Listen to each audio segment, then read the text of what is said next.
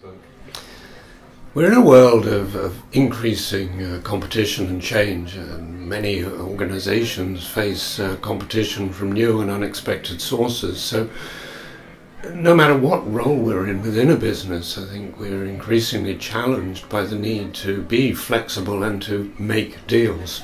So there's an obvious community, which one would call sales, but I think most people in the corporate environment today are to some level or other needing to be salespeople. And so our consciousness of the commercial aspects of understanding how to structure and build a sustainable relationship is becoming the big competitive differentiator, which is what makes, I think, a book of this type so important and so timely. We are beginning to see the emergence of really a much more sensible body of literature covering this area, but this particular book, I think, addresses it in such a user-friendly way. And one of the big problems with the world of contracting is that it's been seen as being the preserve of the lawyer.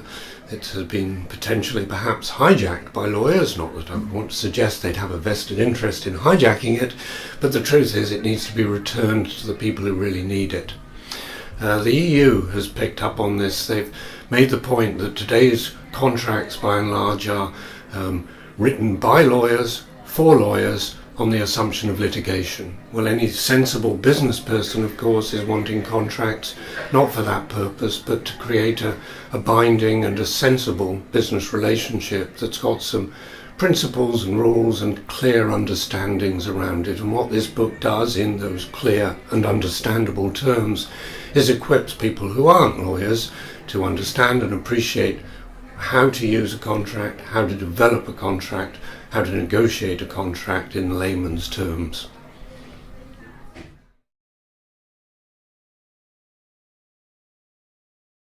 Well, I think anyone involved in a sales process that's dealing with contracts with their prospects that perhaps isn't legally trained, such as a salesman, a sales director, maybe even project managers, and as in the case of our company, sort of the accountant tends to get involved with dealing with the legal process or the contract in the first instance. So, yeah.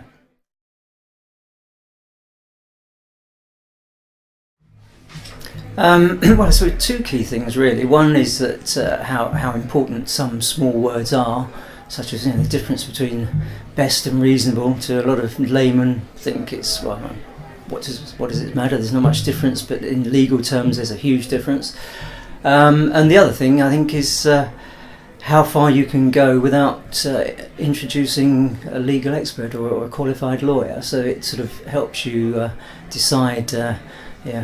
How far you can safely discuss a contract or the terms or make some changes without going back to formal legal advice. So perhaps you can do more on your own, but not too much.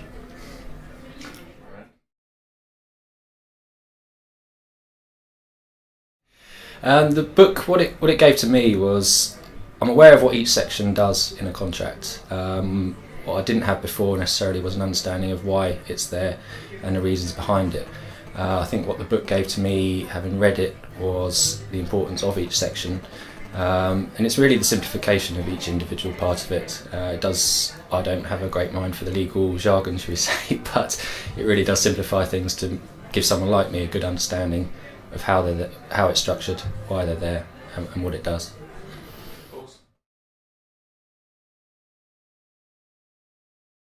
I think the sorts of people who are going to benefit from reading this book, two communities to me. One is I'd give it to all my salespeople because I think it's going to explode some myths for them and make it much easier to understand why the contracts people have been awkward and difficult. I also would give it to the contracts people who work for me as well, because I think